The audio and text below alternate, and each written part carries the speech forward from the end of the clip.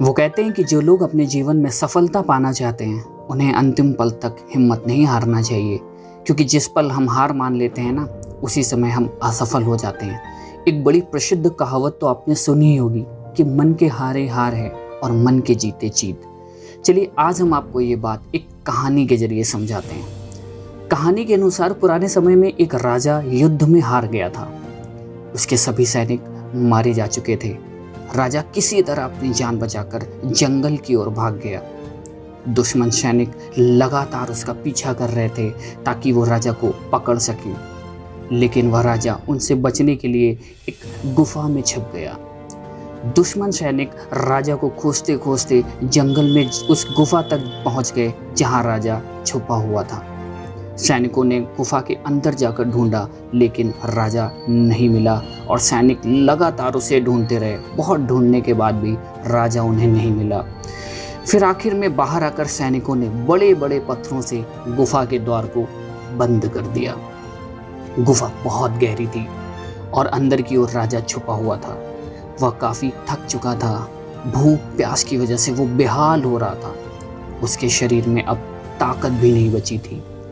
शत्रु सैनिक गुफा बंद करके वहां से चले गए तो राजा अंदर बैठा बैठा सोच रहा था कि अब तो उसका जीवन समाप्त हो गया, अब तो उसकी जीवन लीला खत्म हो गई और वो गुफा से कभी बाहर नहीं निकल पाएगा। राजा एकदम हताश निराश हो चुका था।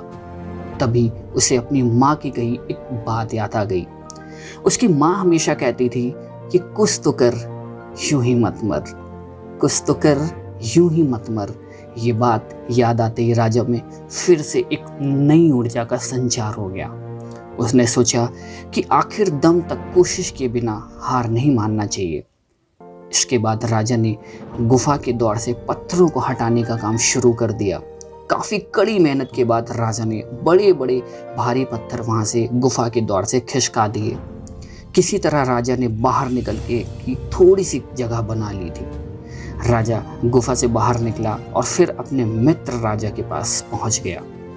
मित्र राजाओं की मदद से उसने शत्रुओं को पराजित कर दिया और अपना राज्य वापस प्राप्त कर लिया।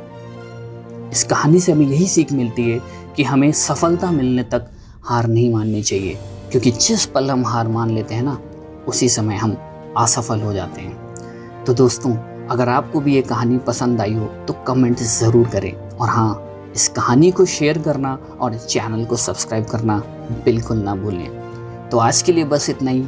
मिलते हैं फिर एक नई कहानी के साथ। तब तक के लिए नमस्कार।